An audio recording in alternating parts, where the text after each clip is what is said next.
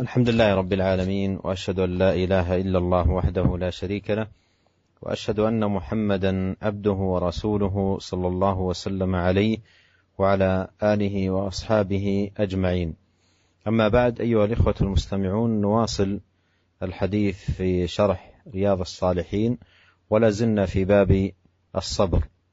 أورد الإمام النووي رحمه الله تعالى حديث عبد الله بن مسعود رضي الله عنه قال: كأني أنظر إلى رسول الله صلى الله عليه وسلم يحكي نبيا من الأنبياء صلوات الله وسلامه عليهم ضربه قومه فأدموه، وهو يمسح الدم عن وجهه يقول: اللهم اغفر لقومي فإنهم لا يعلمون. متفق عليه.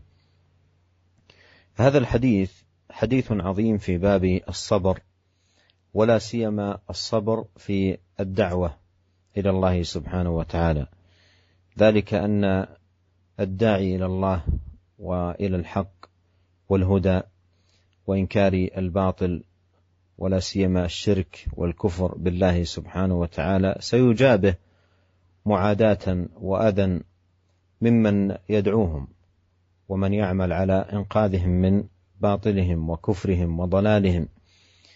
فيجب عليه أن يحرص على أن يتحلى بالصبر، وأن يكون من الصابرين على الأذى الذي يلقاه من يدعو إلى الله سبحانه وتعالى.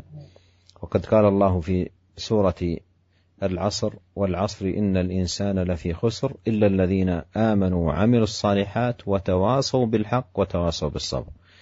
فلما ذكر التواصي بالحق وهو الدعوة إلى الله والهدى، أتبعه بالتواصي بالصبر، لأن الداعي إلى الحق والهدى عرضة للأذى ممن يدعوهم، فعليه أن يتحلى بالصبر لتمضي الدعوة وتأخذ طريقها. فنبينا عليه الصلاة والسلام يذكر هذا المثال العظيم الرائع في الصبر في باب الدعوة إلى الله سبحانه وتعالى. يحكي نبيا من الأنبياء ضربه قومه فأدموه وهو يمسح الدم عن وجهه. وحكاية النبي هنا بأن فعل النبي صلى الله عليه وسلم مثل فعله، يعني هيئة فعله وهو يسلت الدم عن وجهه حين أدمه قومه. وهذا من اهتمام نبينا عليه الصلاة والسلام بهذه القصة للنبي من أنبياء الله أدموه قومه، أي ضربه قومه على وجهه حتى سال الدم، فكان يسلت الدم عن وجهه، وفي الوقت الذي كان يسلت فيه الدم عن وجهه يقول: اللهم اغفر لقومي فإنهم لا يعلمون. هذا دليل على عظم صبره وحلمه. فالدم يسيل من وجهه بسبب أذى قومه به واعتدائهم عليه، وفي الوقت نفسه الذي كان يسيل الدم يسلت الدم عن وجهه ويقول: اللهم اغفر لقومي فإنهم لا يعلمون. فجمع بين أمرين: الدعاء لهم بالمغفرة والاعتذار لهم بأنهم لا يعلمون. وهذا مقام عظيم من مقامات الصبر التي ينبغي أن يتأملها الداعي إلى الله سبحانه وتعالى ليتحلى بالصبر وليصبر على أذى الناس. أن بعض الدعاة لا يتحمل بعض الكلمات اليسيرة من الأذى القولي، فضلا عن يتحمل مثل هذا الأذى العظيم بالاعتداء أو الضرب أو نحو ذلك. فإذا قرأ مثل هذا المثال العظيم لحال نبي من أنبياء الله سبحانه وتعالى، وكيف أنه صبر وتحمل الأذى ويدعو لقومه ويعتذر لهم، فإن مثل ذلك لا شك أن له أثره البالغ في نفوس الدعاة إلى الله سبحانه وتعالى، مما يقود العبد ويعينه على التحلي بالصبر والتخلق بهذا الخلق العظيم. Bismillahirrahmanirrahim. Alhamdulillah, segala puji dan syukur kita panjatkan kehadirat Allah Subhanahu wa taala. Salawat dan salam semoga senantiasa tercurahkan kepada suri teladan kita, junjungan kita Nabi Muhammad sallallahu alaihi wasallam serta keluarganya serta seluruh sahabat beliau tanpa terkecuali.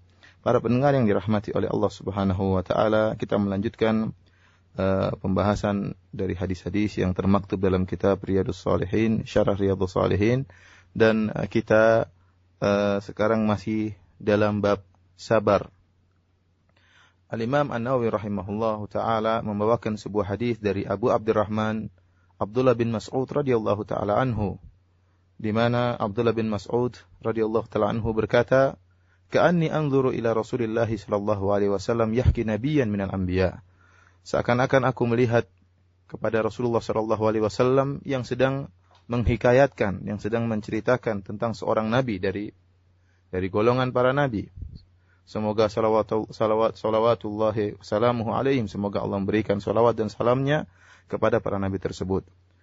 Kenapa dengan nabi ini? Kata Ibnu Mas'ud radhiyallahu taala anhu tatkala menceritakan tentang bagaimana Nabi sallallahu alaihi wasallam menghikayatkan nabi yang lain, darabahu qaumuhu fa'admauhu.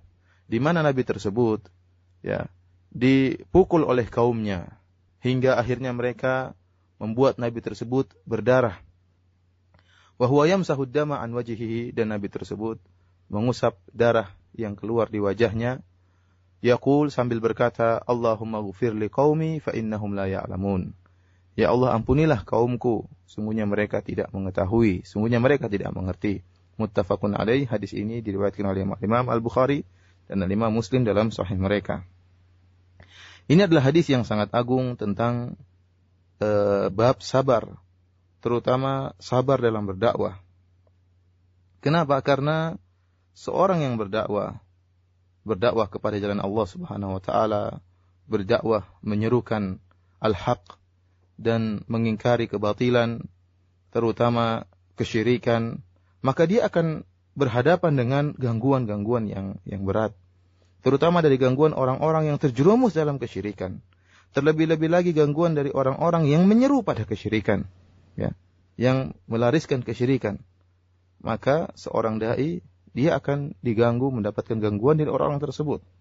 Oleh karenanya Allah Subhanahu wa taala telah mengingatkan dalam surat Al-Asr tentang hal ini, bahwasanya seorang yang berdakwah dia harus bersabar. Kata Allah Subhanahu wa taala, "Wal 'asr innal insana lafi khusrin illa alladziina aamanu wa 'amilus shalihat wa tawasaw bil haqq wa tawasaw bis sabr." Kata Allah, demi masa, sungguhnya seluruh manusia tenggelam dalam kerugian kecuali orang-orang yang beriman dan beramal saleh. Kemudian kata Allah Subhanahu wa taala, wa tawasaw bil haqq, dan mereka saling berwasiat untuk menjalankan kebenaran, wa tawasaw bis sabr, dan mereka juga saling mewasiatkan di antara mereka untuk bersabar. Allah Subhanahu wa taala menyebutkan tentang wa tawasaw bil haqq. Sifat orang-orang yang beriman yaitu mereka menyuruh kepada kebenaran, saling menasihati dalam masalah kebenaran, yaitu menyuruh pada kebenaran dan mengingkari kemungkaran. Setelah itu Allah Subhanahu wa taala menyebutkan wa tawasaw bis sabr, dan hendaknya dan mereka saling mewasiatkan dalam kesabaran, karena orang yang menyeru kepada kebenaran dia pasti akan diganggu. Oleh karenanya dia harus bersabar. Dia pasti akan mendapat gangguan dari orang yang dia dakwahi. Oleh karenanya dia harus berhias dengan sikap sabar sehingga dakwanya akan terus berjalan. Dalam hadis ini Rasulullah sallallahu alaihi wasallam memberikan suatu hikayat yang sangat indah tentang sabar dalam berdakwah. Yaitu Nabi sallallahu alaihi wasallam menceritakan tentang seorang nabi yang lain yang diganggu oleh kaumnya, dan Nabi sallallahu alaihi wasallam menghikayatkan, yaitu meniru-niru apa yang dilakukan oleh nabi tersebut. Di mana nabi tersebut dipukul oleh kaumnya, fa'admauhu, sehingga mereka pun membuat nabi tersebut berdarah. Wa huwa yamsahud dam, dan nabi tersebut mengusap di wajahnya darah yang ada di wajahnya, dan ini ditiru oleh Nabi sallallahu alaihi wasallam agar diperhatikan, dilihat oleh para sahabat.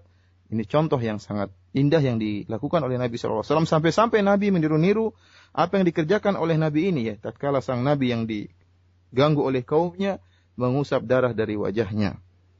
Tatkala dia sedang mengusap darah dari wajahnya, menahan rasa sakit akibat yang gangguan yang dilakukan oleh kaumnya, Nabi ini berkata, Allahumma ghfir li qaumi fa innahum la ya'lamun. Ya Allah, ampunilah kaumku, sungguhnya mereka tidak mengerti. Ini menunjukkan bagaimana sabarnya Nabi tersebut dan bagaimana bijaknya Nabi tersebut. Dia sedang disakiti oleh kaumnya dan dia pun bersabar dan berdoa kepada Allah Subhanahu wa taala. Menunjukkan bagaimana sangat sabarnya Nabi tersebut. Telah menggabungkan antara sabar ya dan juga berusaha agar kaumnya dimaafkan oleh Allah Subhanahu wa taala. Dia bersabar tatkala sedang disakiti, ya. Ini dia berdoa tatkala sedang disakiti, bukan setelah disakiti. Tatkala sedang disakiti, tatkala darah sedang mengalir di wajahnya dan dia pun mengusap darah tersebut, kemudian berdoa kepada Allah Subhanahu wa taala agar Allah mengampuni mereka. Bahkan bukan cuma agar Allah mengampuni mereka, dia berdoa kepada Allah dan menyebutkan uzur bagi kaumnya dan mengatakan fa innahum la ya'lamun. Sungguhnya mereka kaumku tidak mengerti sehingga akhirnya mereka melukaiku. Ya. Ini adalah suatu kondisi yang sangat luar biasa, suatu tingkatan yang sangat luar biasa dalam hal sabar. Agar kita bisa memperhatikan contoh yang disebutkan oleh Nabi Shallallahu Alaihi Wasallam ini, ya terutama para dai. Kenapa? Karena sebagian duat, sebagian dai sangat tidak sabar. Baru diganggu oleh kaum yang dia dakwai, dia mendakwai masyarakat. Baru diganggu oleh masyarakat dengan gangguan perkataan saja. Dia sudah tidak sabar. Bagaimana lagi kalau diganggu dengan gangguan fisik, dengan pemukulan yang menimbulkan darah sebagaimana yang dialami oleh Nabi ini. Oleh karena jika seorang dai memperhatikan hadis ini, ya, bagaimana Nabi SAW mengkisahkan tentang seorang Nabi, maka tentunya ini akan memberikan pengaruh yang besar dalam hatinya, ya, sehingga dia akan bisa menjadi mudah untuk bersabar karena melihat tentang bagaimana sabarnya seorang nabi bahkan berdoa bagi kaumnya. Wa qawluhu radhiyallahu anhu fi qaul Ibn Mas'ud radhiyallahu anhu fi hadha al-hadith كأني أنظر إلى رسول الله صلى الله عليه وسلم يحكي نبيا. يعني المحاكاة كما عرفنا قبل قليل هي أن يفعل مثل فعل من يحاكيه، يفعل فعلا مماثلا لفعله، وهذا في مقام التعليم والبيان واستحضار هذا العمل العظيم المجيد الذي قام به هذا النبي عليه السلام الذي حكى النبي صلى الله عليه وسلم فعله. فحكاية الفعل في مثل هذا المقام، حكاية فعل الغير في مثل هذا المقام فعل محمود لما فيه من النفع والفائدة والأثر. وقد ثبت في سنن الترمذي من حديث عائشة رضي الله عنها أن النبي عليه الصلاة والسلام قال: ما أحب أني حكيت أحدا وأن لي كذا وكذا، ما أحب أني حكيت أحدا وأن لي كذا وكذا. والمراد بحكيت أحدا أي فعلت فعله، مثل أن يمشي الإنسان مثلا متعارجا أو مطأطئا رأسه أو مغمضا عينيه أو إحدى عينيه كهيئة الأعمى أو الأعمش أو نحو ذلك، فهذا مذموم، وهو الذي ينطبق عليه هذا الحديث: ما أحب أني حكيت أحدا وأن لي كذا وكذا. وهذا يبين لنا خطأ الذي يقع فيه من يمارس التمثيل أو تقليد الآخرين في الأصوات أو في الحركات من باب التنكيت وإضحاك الناس. هذا عمل لا يجوز، وهو داخل في باب الغيبة. ولهذا جاء عن الإمام النووي رحمه الله أنه قال: ومن الغيبة المحرمة المحاكاة، ومن الغيبة المحرمة المحاكاة، بأن يمشي متعارجا أو مطأطئا رأسه أو غير ذلك من الهيئات. ومن الغيبة المحرمة المحاكاة بأن يمشي متعارجا أو مطأطئا رأسه أو غير ذلك من الهيئات. Para pendengar yang dirahmati oleh Allah Subhanahu wa taala, kita kembali kepada hadis Abdullah bin Mas'ud yang menceritakan tentang Nabi sallallahu alaihi wasallam yang menceritakan nabi yang lain yang diganggu oleh kaumnya.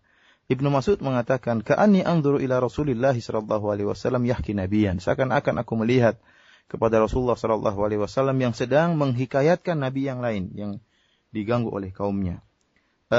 Hikayat atau muhakat, ya, sebagaimana tadi telah kita jelaskan, yaitu seorang meniru-niru perbuatan orang lain, ya, meniru-niru persis seperti apa yang dilakukan oleh orang yang ditiru-tirunya tersebut.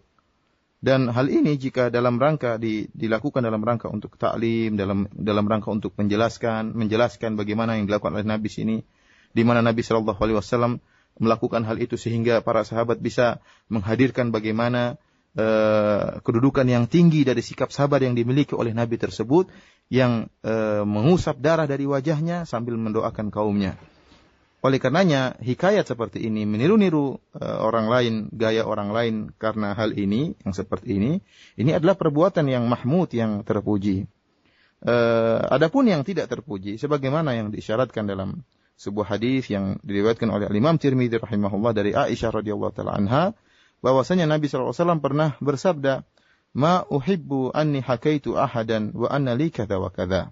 Kata Nabi SAW, aku tidak suka kalau aku ini meniru-niru orang lain, seseorang, menceritakan seorang sambil meniru-nirunya, meniru-niru perbuatannya, dan saya mendapatkan ini dan itu. Ya.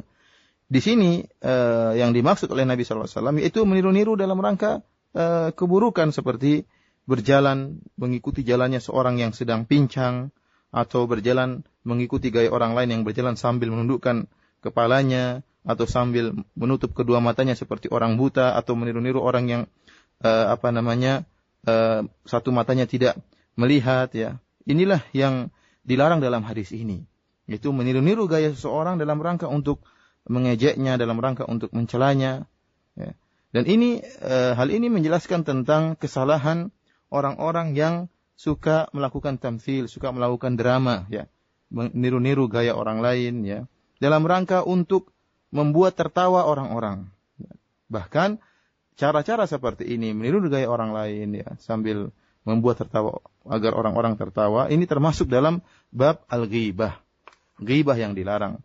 Oleh karenanya Imam Nawawi rahimahullah menyebutkan dalam perkataannya, beliau mengatakan, wa minal ghibatil muharramah al-muhakat, di antara ghibah yang diharamkan, ya, di antara ghibah yang diharamkan adalah meniru-niru gaya orang lain, seperti seorang yang berjalan dalam keadaan pincang, atau seorang yang berjalan dalam keadaan muta'ti'an ra'sahu, dalam rangka berjalan dalam menundukkan pandangannya, atau hayat yang lain, atau gaya-gaya yang lainnya. Ini termasuk ghibah yang diharamkan menurut Al-Imam Nawawi rahimahullah. Wa min a'zam ma yustafad min hadzal hadits أن يتجنب الداعي إلى الله عز وجل بل عموم المسلمين معاملة الجاهل بمثل عمله وأسلوبه وطريقته وصنيعه. والداعي إلى الله سبحانه وتعالى في تعامله مع الجاهل يتعامل معه معاملة مع الفارق أيضا معاملة الطبيب مع المريض. فعندما يتعامل الطبيب مع المريض ولا سيما من اشتد به المرض، ولا سيما أيضا إذا تعامل معه بآلة كإبرة أو مشرط أو نحو ذلك يقتضيها معالجة المريض، قد يغضب المريض وقد يسب الطبيب وقد يسيء إليه. فالطبيب الناصح لا يبالي بذلك ويدرك أن هذه من الأمور التي تأتي من سيطرة المرض وشدة المرض على المريض. والداعي إلى الله سبحانه وتعالى أولى بذلك. ومن يتعامل معهم هم في الحقيقة مرضى أشد من المرض العضوي أو المرض البدني، هم في الحقيقة مرضى في قلوبهم بكفر أو في ضلال أو بدع سيطرت على قلوبهم. فإذا دعاهم إلى الله يدعوهم بالحكمة وباللطف وبالرفق وبالكلمة الطيبة، وإذا أساءوا إليه لا يقابل الإساءة بالإساءة أو الاعتداء بالاعتداء، بل يصفح ويحلم ويرفق بهم متدرجا معهم بهذه الأخلاق والتعاملات، لعل الله سبحانه وتعالى يستنقذهم على يديه ليكونوا من أهل الحق وأهل الهدى. وكما أسلفت هذا الذي جاء في هذا الحديث مثال رفيع جدا وعالي في مقام الصبر في باب الدعوة إلى الله جل وعلا. Para pendengar yang dirahmati oleh Allah Subhanahu wa taala, dan di antara perkara yang sangat agung yang bisa kita ambil faedah dari hadis ini yaitu seorang dai hendaknya tatkala bersikap menghadapi orang-orang yang jahil, jangan dia bersikap seperti orang-orang jahil tersebut. Jika dia disikapi dengan sikap yang buruk oleh orang-orang yang jahil, maka jangan dia meniru gaya orang-orang jahil tersebut, terpancing dan berbuat seperti orang jahil tersebut. Seorang yang berdakwah di jalan Allah Subhanahu wa taala, tatkala berhadapan dengan orang-orang yang jahil, yang terjerumus dalam kemaksiatan, terjerumus dalam kebid'ahan, terjerumus dalam kesyirikan, maka dia bermuamalah dengan mereka sebagaimana tabib yang bersikap dengan orang yang sedang sakit, ya. Ya, terutama jika orang yang sakit tersebut, ya dokter bagaimana tatkala berhadapan dengan orang yang sakit, terutama jika orang yang sedang sakit tersebut sakitnya lagi keras-kerasnya, lagi parah-parahnya. Terutama lagi, terlebih-lebih lagi jika sang dokter ternyata sedang menggunakan alat-alat bedah misalnya, lagi memegang pisau bedah atau lagi memegang suntik misalnya. Ya, tentunya orang yang sedang sakit, orang yang sakit tersebut terkadang marah karena disakiti oleh sang dokter, ya, yang mungkin memotong atau menyuntik, yang mungkin bisa jadi orang yang sakit tersebut akhirnya mencela sang dokter. Namun sang dokter, tabib ini bersabar dengan kondisi orang yang sedang sakit tadi. Dia tahu, sang dokter ini ngerti bahwasanya tidaklah orang yang sakit ini bersikap seperti ini kecuali karena dia telah dikuasai oleh rasa sakit yang amat parah. Kalau dokter bisa bersabar, maka hendaknya seorang dai harus lebih bisa bersabar lagi. Dan perlu diketahui bahwasanya orang-orang masyarakat yang dihadapi oleh para dai, sebagian masyarakat yang terjerumus dalam bid'ah, terjerumus dalam syirikan, terjerumus dalam kemaksiatan, sakit mereka lebih parah daripada orang yang sakit tubuhnya. Ya, pikiran mereka lebih dikuasai oleh bid'ah tersebut daripada seorang yang sakit badannya. Oleh karenanya, seorang yang berdakwah harus lebih mengerti akan hal ini dan lebih bersabar. Dan hendaknya dia menghadapi kejahilan, sikap-sikap buruk yang dilakukan oleh orang yang dia dakwai, dia balas dengan sikap yang lembut, sikap yang bijak, sikap yang tenang, dan dia bersikap dengan mereka dengan penuh kelembutan. Bisa jadi semoga Allah Subhanahu wa taala dengan sikap lembutnya tadi bisa menyelamatkan orang-orang jahil tadi, sehingga orang-orang yang jahil tadi mendapatkan hidayah disebabkan dai tersebut yang sabar dalam berdakwah. ثم أورد الإمام النووي رحمه الله تعالى بعد ذلك حديث أبي سعيد وأبي هريرة عن النبي صلى الله عليه وسلم قال: ما يصيب المسلم من نصب ولا وصب ولا هم ولا حزن ولا أذى ولا غم حتى الشوكة يشاكها إلا كفر الله بها من خطاياه. متفق عليه. هذا حديث أيضا في بيان مقام الصبر، وأن المسلم فيما يصيبه في هذه الحياة الدنيا من مرض أو تعب أو هم أو حزن أو ألم أو غم أو غير ذلك، حتى الشوكة يشاكها، ولو كانت شوكة صغيرة جدا تأخذه في طرف قدمه إلا كفر الله بها من خطاياه. وهذا يستفاد منه أن المصائب كفارات يكفر بها الله سبحانه وتعالى خطايا العبد.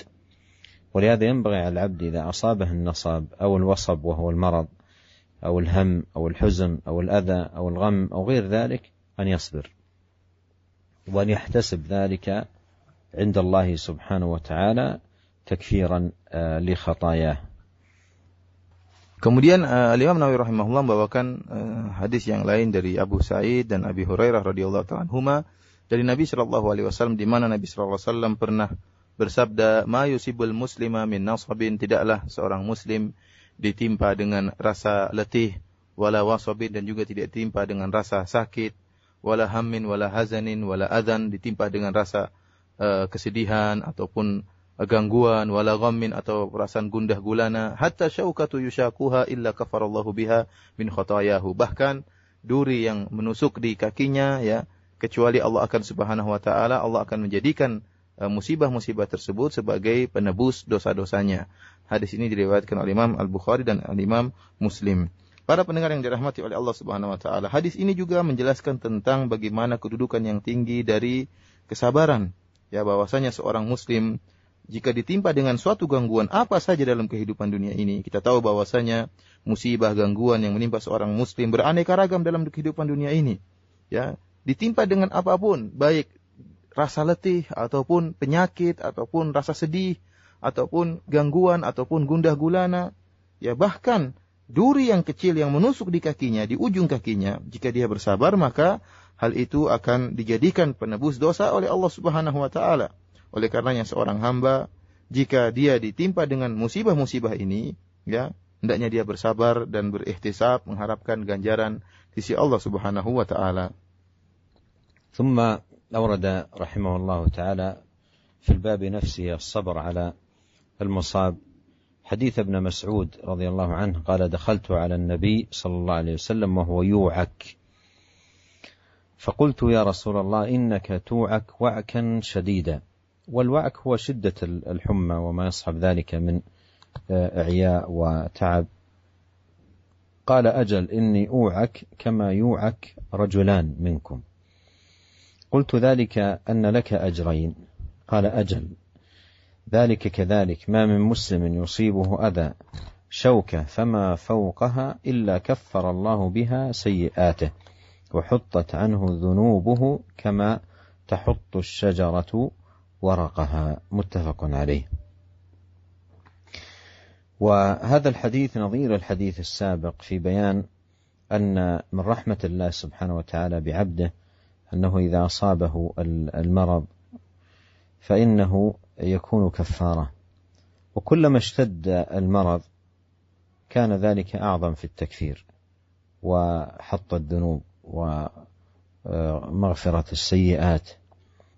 وأن على الإنسان في هذا المقام، مقام الابتلاء بالمرض أو الفقر أو النصب أو الهم أو غير ذلك، أن يتحلى بالصبر محتسبا أجر ذلك وثوابه وما فيه من تكفير سيئاته.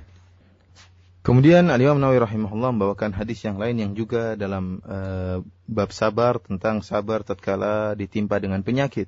Dari Ibnu Mas'ud radhiyallahu taala anhu, beliau berkata, "Dakhaltu 'ala Nabi sallallahu alaihi wasallam wa huwa yu'ak." Aku menemui Nabi sallallahu alaihi wasallam dan tatkala itu Nabi sallallahu alaihi wasallam dalam keadaan demam, ya.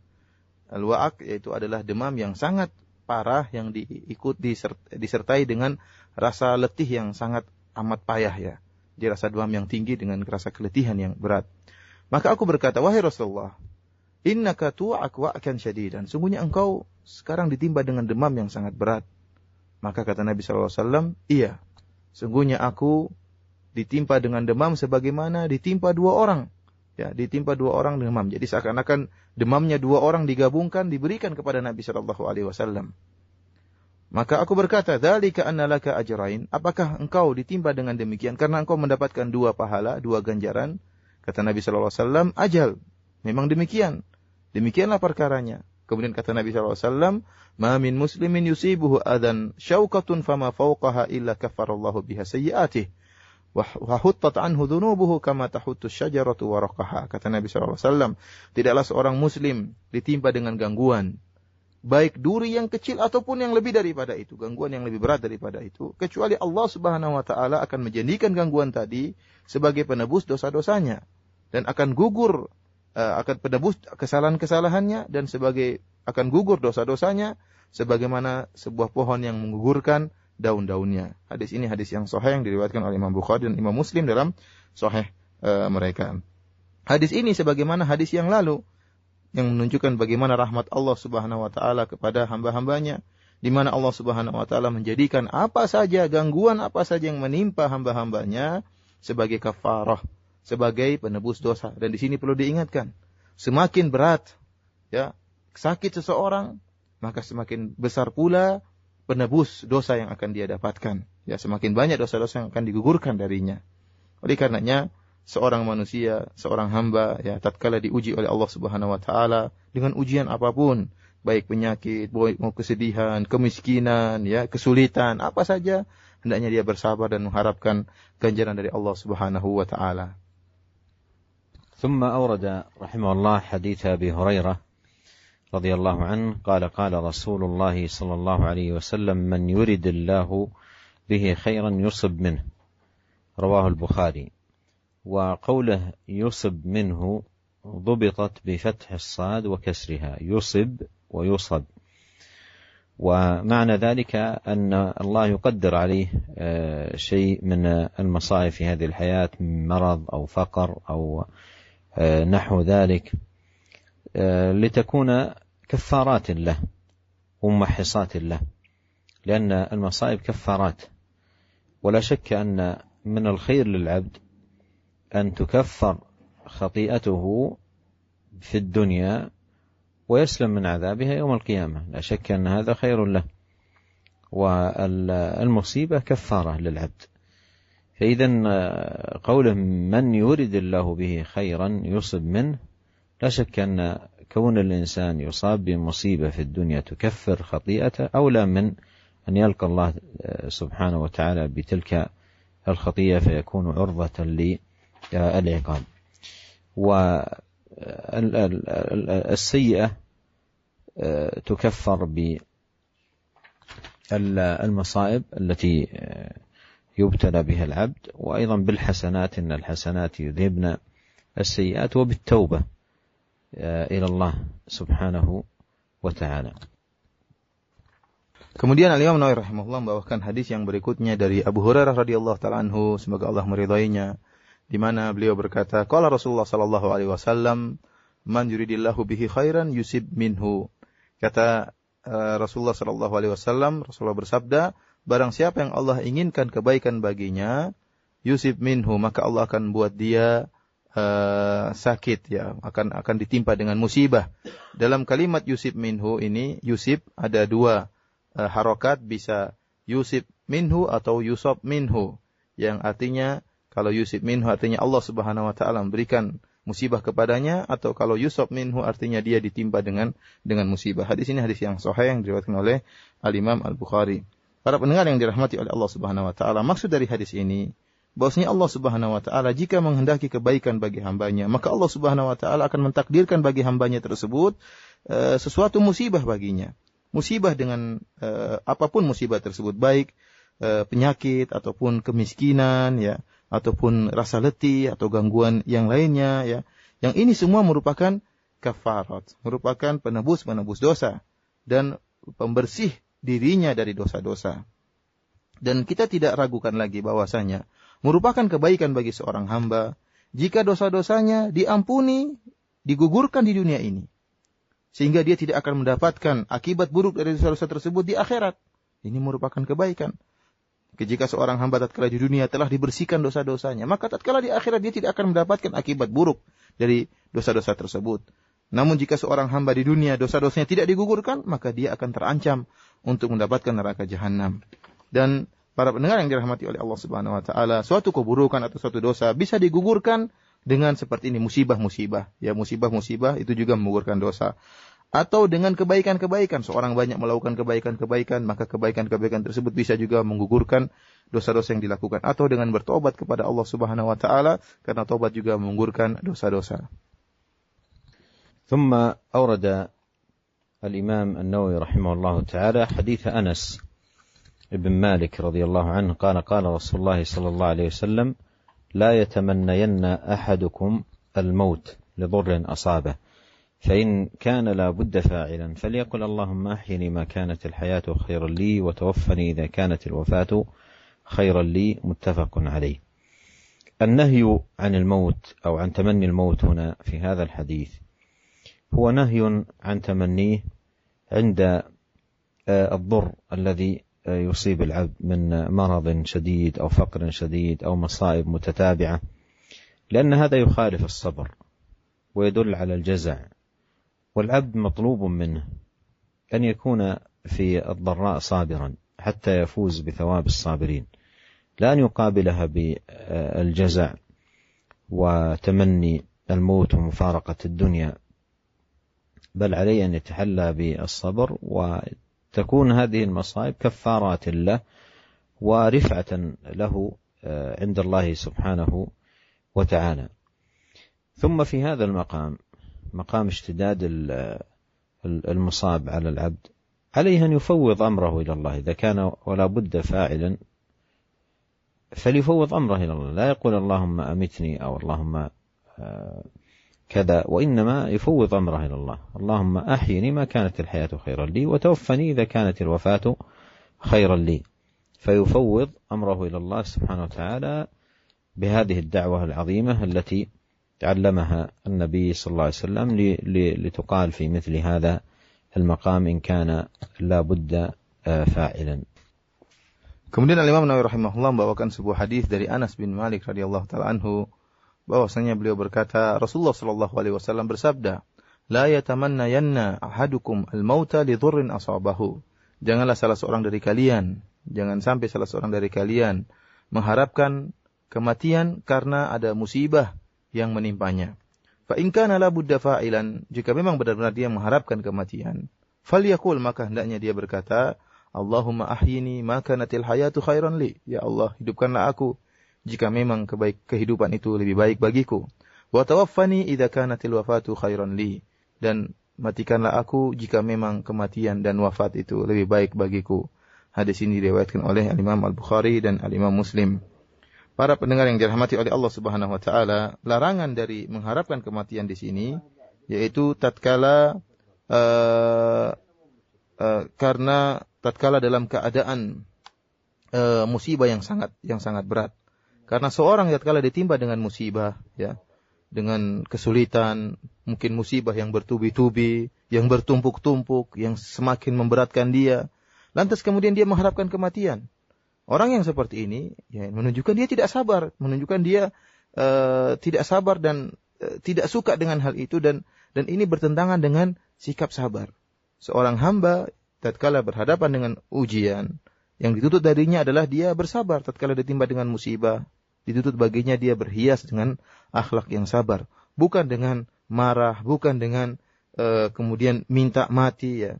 Ini bukanlah sikap seorang mukmin yang beriman kepada takdir Allah Subhanahu wa taala. Dan tatkala musibah tersebut sudah sangat amat berat, bertubi-tubi, ya, maka hendaknya dia serahkan urusannya kepada Allah Subhanahu wa taala. Kalau memang dia sudah tidak mampu berhadapan dengan musibah yang begitu besar, ya, musibah yang bertumpuk-tumpuk, maka segera serahkan urusannya kepada Allah dengan doa yang diajarkan oleh Nabi sallallahu alaihi wasallam ini. Jangan dia mengatakan, ya Allah matikan aku saja, ya Allah aku tidak mampu berhadapan dengan musibah ini, ya Allah matikan aku saja. Ini adalah keliru. Ya, dia tidak tahu apa yang terbaik bagi dia. Jika dia memang sudah tidak mampu dan dia harus berdoa kepada Allah, maka dia hendaknya berdoa dengan doa yang diajarkan oleh Nabi. Ini itu doa yang sangat indah, yaitu Allahumma ahyini ma kanatil hayatu khairan li. Ya Allah, hidupkanlah aku jika memang kehidupan itu, yaitu langsungkanlah hidupku dan panjangkanlah hidupku jika memang kehidupan itu baik bagiku. Wa tawaffani idza kanatil wafatu khairan li, dan matikanlah aku jika memang kematian itu lebih baik lebih baik bagiku. ثم أورد رحمه الله تعالى حديث خباب بن الأرت رضي الله عنه قال: شكونا إلى رسول الله صلى الله عليه وسلم وهو متوسد بردة له في ظل الكعبة، فقلنا: ألا تستنصر لنا، ألا تدعو لنا، أي تطلب من الله أن ينصرنا، تدعو الله عز وجل أن يخلصنا من أذى المشركين. فقال عليه الصلاة والسلام: قد كان من قبلكم يؤخذ الرجل فيحفر له في الأرض فيجعل فيها، ثم يؤتى بالمنشار فيوضع على رأسه فيجعل نصفين، ويمشط بأمشاط الحديد ما دون لحمه وعظمه، ما يصده ذلك عن دينه. والله ليتمن الله هذا الأمر حتى يسير الراكب من صنعاء إلى حضرموت لا يخاف إلا الله والذئب على غنمه ولكنكم تستعجلون. رواه البخاري. هذا الحديث جمع فيه النبي صلى الله عليه وسلم بين الحث على الصبر على الأذى، وأن الواجب على المسلم أن يصبر على أذى أعداء الدين، ومع الأخذ بأسباب النصر والتمكين لدين الله والدعوة إليه. وأيضا ذكر عليه الصلاة والسلام أن الله عز وجل متم دينه، بحيث أن الراكب من صنعاء إلى حضرموت لا يخاف إلا الله والذئب على غنمه، أي من استتباب الأمن في الجزيرة والأرجاء التي ينتشر فيها الإسلام. وهذا من أمارات النبوة، هذا من أمارات النبوة، وقد وقع الأمر كما أخبر عليه الصلاة والسلام. وشاهد الحديث للباب أن فيه الحث على الصبر على الأذى. Kemudian Imam Nawawi rahimahullah membawakan sebuah hadis dari Abi Abdullah Khabbab bin al-Arat radhiyallahu taala anhu. Beliau berkata, kami mengeluhkan kepada Rasulullah sallallahu alaihi wasallam yaitu tentang kondisi mereka yang dalam keadaan sulit ya. Wa huwa mutawassidun burdatan lahu fi dhillil Ka'bah. Tatkala itu Nabi sallallahu alaihi wasallam sedang menjadikan selendangnya sebagai bantal untuk dia letakkan kepalanya di bawah naungan Ka'bah, di bawah bayangan-bayangan Ka'bah. Fakulna, maka kami berkata kepada Nabi sallallahu alaihi wasallam, kami mengeluhkan kondisi kami yang ditekan dan diintimidasi oleh kaum musyrikin Arab di Mekah. Maka kami berkata, ala tantasiru lana, ala tad'u lana. Tidakkah engkau minta pertolongan kepada Allah agar menolong kami? Tidakkah engkau berdoa kepada Allah agar Allah Subhanahu wa taala ya menyelamatkan kami dari gangguan orang-orang musyrikin? Ya. Maka apa kata Nabi sallallahu alaihi wasallam menyabarkan para sahabat yang mendapatkan gangguan dari orang-orang musyrikin Arab tatkala itu. Kata Nabi SAW, qad kana man qablakum yu'khadhu ar-rajulu fayuhfaru lahu fil ard fayuj'alu fiha. Ada orang sebelum kalian ya. Ada orang yang diambil seorang yang beriman, kemudian dibuat lubang, kemudian dimasukkan orang tersebut dalam lubang tersebut, kemudian didatangkan gergaji, lantas gergaji tersebut diletakkan di atas kepala orang tadi, kemudian dibelahlah orang tadi dengan gergaji. Ya, ini adalah sesuatu yang sangat berat, ya, digergaji orang tersebut sehingga orang tadi pun menjadi terbelah dua. Dan juga ada orang yang disisir ya dengan sisir dari besi sampai akhirnya menggorek seluruh daging-dagingnya sampai kepada tulangnya. Namun hal ini ma yasudduhu dzalika an dinihi. Namun hal ini tidaklah menghalangi dia untuk tetap tegar di atas agamanya. Kemudian kata Nabi sallallahu alaihi wasallam, wallahi la yutimmanna Allahu hadzal amr hatta yasira ar-rakibu min San'a ila Hadramaut la yakhafu illa Allah wa dhi'ba ala ghanamih. Demi Allah kata Nabi sallallahu alaihi wasallam, Allah Subhanahu wa taala akan menyempurnakan agama ini sampai nanti ada seorang yang berjalan ya di atas yang naik tunggangannya dari kota San'a sampai kota Hadramaut dan dia tidak takut kecuali kepada Allah Subhanahu wa taala dan khawatir ya adanya serigala yang akan memakan atau mengambil kambingnya. Walakinnakum tasta'jilun, akan tapi kalian tergesa-gesa. Dalam hadis ini, para pendengar yang dirahmati oleh Allah Subhanahu wa taala, Nabi sallallahu alaihi wasallam menggabungkan antara memotivasi para sahabat untuk bersabar kepada Allah Subhanahu wa taala dan juga Nabi sallallahu alaihi wasallam mendorong mereka ya untuk berusaha terus ya mengambil sebab-sebab yang bisa mendatangkan kemenangan bagi kaum muslimin ya. Di mana Nabi sallallahu alaihi wasallam menjelaskan bahwasanya wajib bagi seorang muslim tatkala berjalan di atas agamanya bersabar atas segala gangguan. Ya, terutama dalam menjalankan ketaatan agamanya. Dia diganggu, dia harus bersabar. Namun selain dia bersabar, dia juga berusaha mengambil sebab-sebab agar Allah memberikan tamkin, memberikan kemenangan, kedudukan bagi kaum muslimin. Oleh karenanya Nabi SAW menyebutkan dalam hadis ini, memberi semangat kepada para sahabat bahwasanya Allah Subhanahu wa taala akan menyempurnakan agamanya. Sampai-sampai ya tatkala Islam sudah tersebar ya di mana-mana sampai di San'a, sampai Hadramaut, di mana ada seorang yang berjalan naik tunggangannya, berjalan dari kota San'a menuju kota Hadramaut, dia tidak merasa takut sama sekali kecuali hanya kepada Allah dan dia memiliki kekhawatiran, dia bawa kambing-kambingnya, dia khawatir kalau ada serigala yang akan mengambil atau memangsa kambingnya ya. Dan ini menunjukkan bahwasanya adalah salah satu dari tanda-tanda kenabian dan hal ini pernah terjadi ya. Sudah pernah timbul keamanan yang sampai pada tingkatan ini di mana seorang muslim berjalan dari San'a menuju Hadramaut, mereka tidak takut, tidak khawatir dimusuhi oleh orang musyrikin, akan tapi hanya takut kepada Allah Subhanahu wa taala dan khawatir kalau ada kambing mereka yang dimangsa oleh serigala. ثم أورد رحمه الله تعالى عن ابن مسعود رضي الله عنه قال: لما كان يوم حنين آثر رسول الله صلى الله عليه وسلم ناسا في القسمة، فأعطى الأقرع بن حابس 100 من الإبل، وأعطى عيينة بن حصن مثل ذلك، وأعطى ناسا من أشراف العرب وآثرهم يومئذ في القسمة. فقال رجل: والله إن هذه قسمة ما عدل فيها وما أريد فيها وجه الله. فقلت: والله لا أخبرن رسول الله صلى الله عليه وسلم، فأتيته فأخبرته بما قال، فتغير وجهه حتى كان كالصرف، يعني اللون الأحمر. ثم قال: فمن يعدل إذا لم يعدل الله ورسوله؟ ثم قال: يرحم الله موسى قد أوذي بأكثر من هذا فصبر. فقلت: لا جرم، لا أرفع إليه بعدها حديثا متفق عليه، أي بسبب ما رآه من تأثر النبي صلى الله عليه وسلم لتلك المقالة. شاهد الحديث صبر النبي عليه الصلاة والسلام، واستذكاره واستحضاره لصبر الأنبياء من قبله. وقد قال الله جل وعلا له في القرآن: فاصبر كما صبر أولو العزم من الرسل. وموسى عليه السلام من أولي العزم من الرسل، وهو نبينا عليه الصلاة والسلام يقول في هذا المقام، مقام الصبر: يرحم الله موسى قد أوذي بأكثر من هذا فصبر. فهذا أيضا يفيد أن تذكر الإنسان لمقامات الصابرين يعينه على الصبر والتحلي به. Para pendengar yang dirahmati oleh Allah Subhanahu wa taala, kemudian Al-Imam Nawawi rahimahullah membawakan suatu hadis dari Ibnu Mas'ud radhiyallahu taala anhu. Beliau berkata, tatkala perang Hunain, ya, tatkala Rasulullah SAW menang dalam perang Hunain, maka Nabi SAW mendahulukan beberapa orang dalam pembagian ghanimah, ya.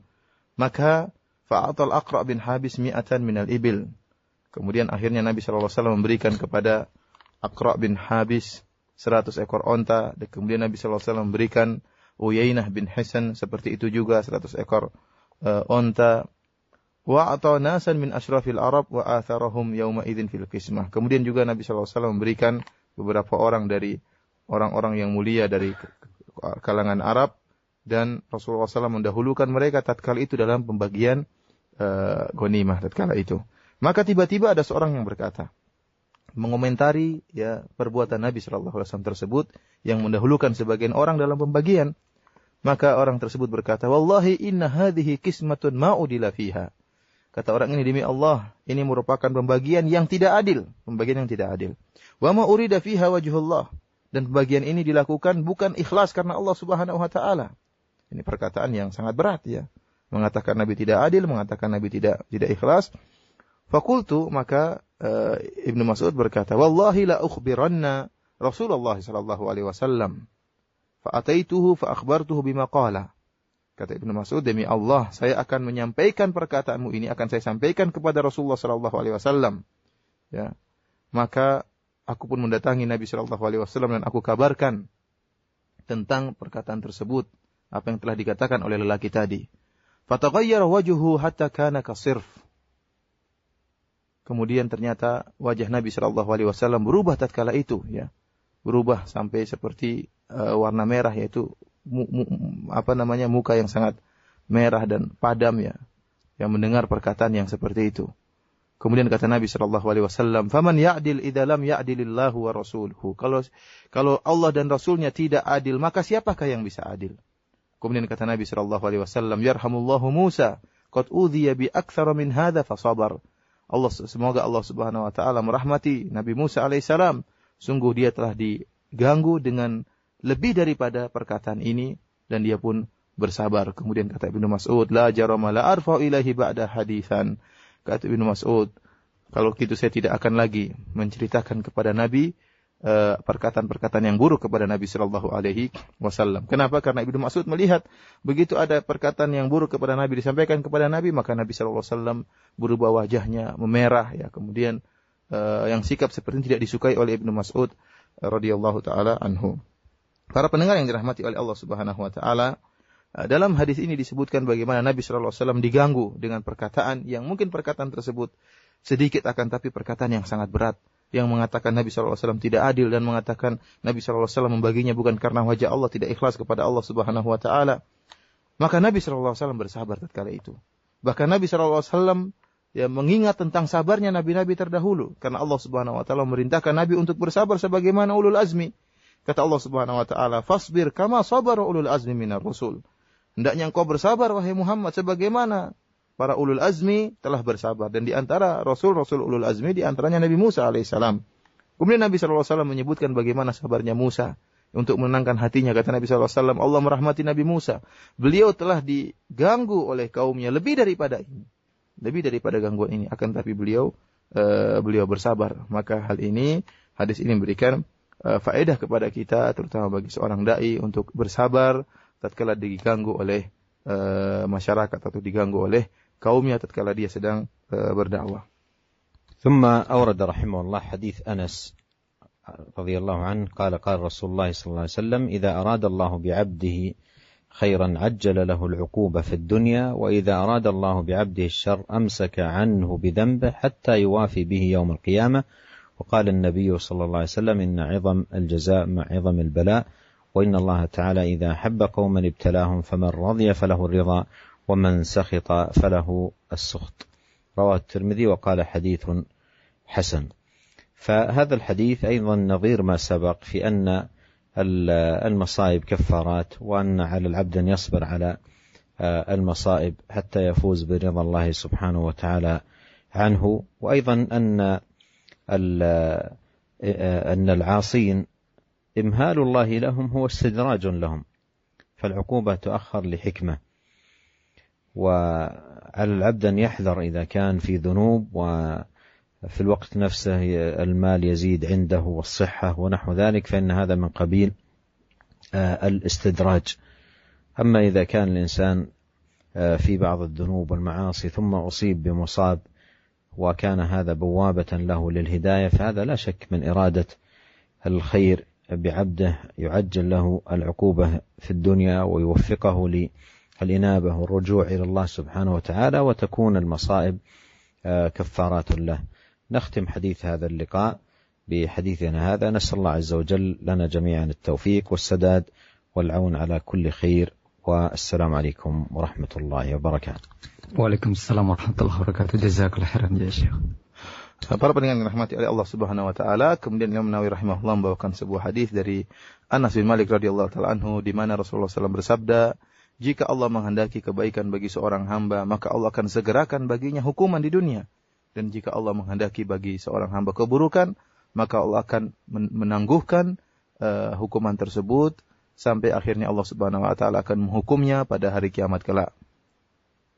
Dan dalam hadis yang lain Rasulullah SAW juga bersabda, sungguhnya inna idhamal jaza ma idhamil bala. Sungguhnya besarnya balasan sesuai dengan besarnya ujian yani. Dan sungguhnya Allah Subhanahu wa taala jika mencintai sebuah kaum ibtalahum maka Allah akan menguji mereka. Faman radiya falahu ridha, barang siapa yang ridha dengan ujian tersebut maka Allah akan ridha baginya. Wa man sakhita falahu sukhtu, dan barang siapa yang marah tatkala diuji maka bagi dia kemarahan Allah Subhanahu wa taala. Hadis-hadis ini ya seperti hadis-hadis yang sebelumnya yang menunjukkan bahwasanya musibah-musibah yang menimpa seorang hamba merupakan kafarat, merupakan penebus dosa.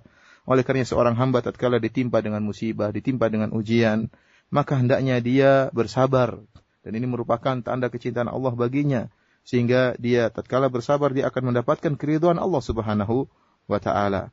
Dan perlu diingat pula, jika seorang melakukan kemaksiatan, kemudian Allah Subhanahu wa taala menangguhkan hukuman baginya, maka ingatlah siapa tahu ini merupakan istidraj. Allah menunda dalam rangka untuk menghukumnya lebih berat tatkala di akhirat kelak. Karena Allah Subhanahu wa taala mengakhirkan hukuman, ada hikmah di balik itu.